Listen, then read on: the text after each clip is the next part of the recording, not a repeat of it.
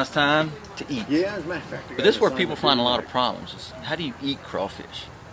Well, we got a few people, and we're gonna see how they peel crawfish, so that you know what to do the next time you're at a crawfish boil. The best way to peel them is like you starve and just see. You gotta get rid of this little doodad there. Break the tail. Bust this open from the side. Squeeze it out. And eat it. Best way to peel it? Best way to peel a crawfish, first of all, you take a drink. Then you want to kind of grab the crawfish like this, twist the tail, suck, get that juice going. And you take the first ring with your nail and just kind of break that first ring, slip it off, pinch the tail, with your teeth get the rest of the meat, pull it out, all good.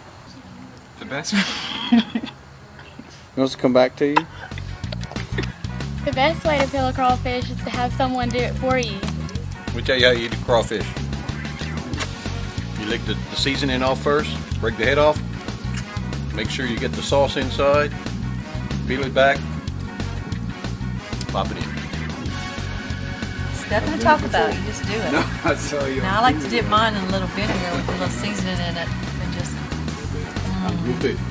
With or without the camera, so don't make me... Best way to eat a crawfish, twist it, break it off from the body.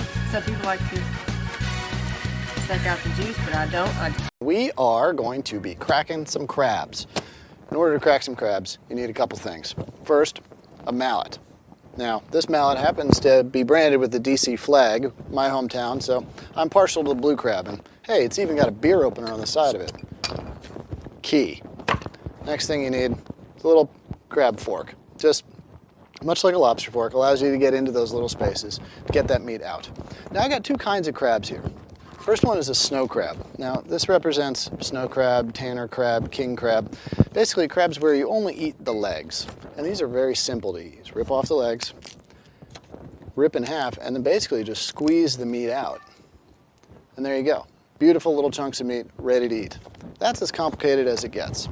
Next thing, we're gonna get a little more complicated, and that is the Dungeness crab. This guy, this is the crab of the Pacific Coast. Very much like the blue crab on the East Coast in terms of its structure, difference in taste, but it's also a lot bigger. So the first thing that you do is with a cooked crab is you rip off its top shell. Now with that will come a lot of pretty nasty stuff, and that's why we're outside on the farm right now because, well, I don't want to get my kitchen all messed up with this. And that's why we got newspaper, right? So once you clean out all the middle stuff, you've now got this crab. Put your thumbs right in the middle and just press out, breaking it into two halves. Now if you look in, what you got here is all these little sections of meat. Beautiful little sections of leg meat. This is the jumbo lump in the back there, and that's exactly what that crab fork is for. Getting in there and mining out all those little pieces of gold. Now there's a number of different sections in there, so there's really quite a bit of meat in here to get out. It's gonna take you a little bit of time, but hey, you got a beer. Pairs perfectly with the crab. Cool, I'm in it. For the claws, all you do, much like a lobster, you rip them off. Any meat. If I was to give it a name, I would call it like beef meatball stew.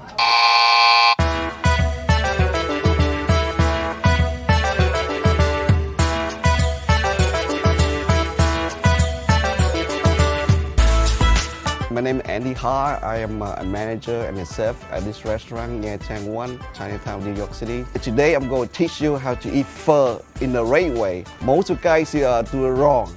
Pho? Pho, kind of like pho with an ass of pho.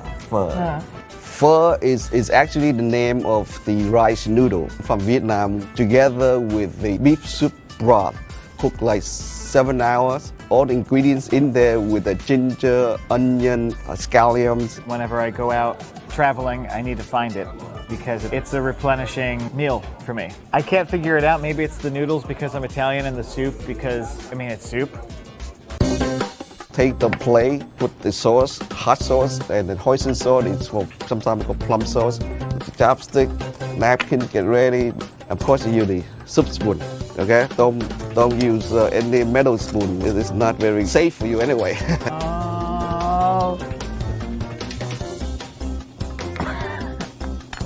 Here it is. Enjoy. Step 1, smell it.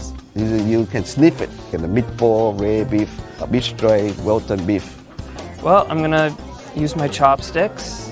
Okay, I'm gonna have a bite of this. See what this is. Oh.